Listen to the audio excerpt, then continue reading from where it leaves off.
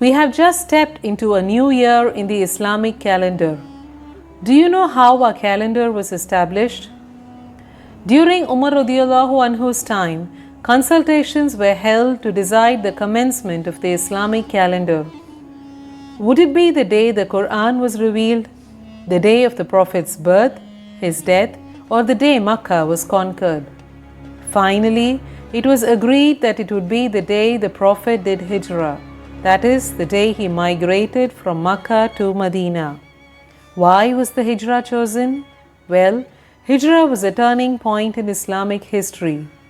Currently, Islam and the Muslim Ummah are facing several problems. The solution to our problems always lie in the Quran, the Hadith, and the life history of the Prophet. Now, let us look at a brief history of Hijra. Our Prophet invited people to Islam in Mecca for 13 years. Hardly 400 people accepted his message. His mission to the nearby city of Taif failed. When persecution inside Mecca was unbearable, the people of Yathrib invited Prophet to be their leader and to help him establish an Islamic state. The Prophet accepted their invitation and made plans for migration. On hearing this, the Quraysh started plotting to kill, arrest, or extradite the Prophet. But with Allah's help, the Prophet reached Madina safely. After Hijra, Islam had a land of its own. It grew from weakness to strength. An Islamic state was established and all the commands of Allah were fully implemented. Let us not pass by Hijra as a trivial incident in Seerah, for it teaches us several valuable lessons.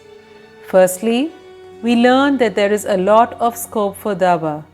If one door is closed, Allah will open up several other doors where people are receptive to the call of Islam.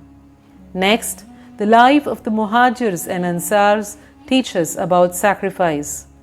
The Muhajirs became refugees overnight by forsaking their property, homes, loved ones, and their homeland.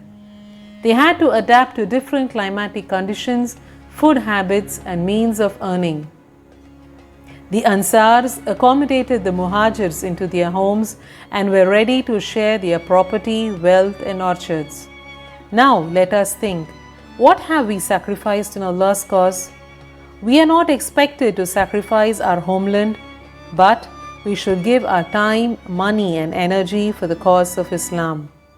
Third, Hijra teaches us that meticulous planning is needed for the success of every mission. The Prophet planned every single detail, from the route for Hijra, the time of travel, place of hiding in the desert, supply of food while hiding, etc. With Allah's help, it was successfully completed. Similarly, even now, all measures regarding dawah, upliftment of Muslims, our education, economy, politics, etc. have to be carefully planned. Unplanned and haphazard measures will not yield success. Fourth, we learn about equality and brotherhood. We just saw how the Ansars shared their homes and accepted the Muhajirs as their brothers. Likewise, it is now our duty to help the weak and oppressed. The haves should work for the development of the have-nots. After Hijra, all differences in Madina were crushed. There was no Quraysh, non-Quraysh, Aus, Khazraj, or Muhajir Ansar, but only Muslims.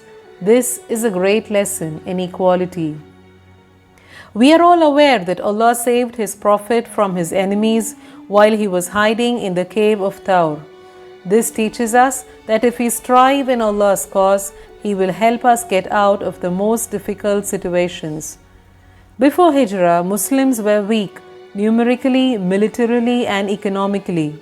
Due to their sacrifice, hard work, and sincerity, Allah gave them success. This divine formula applies to us now as well. So, Hijrah is not merely about migration, but a source of guidance and motivation. Let us learn from it, work hard, and migrate from weakness to strength.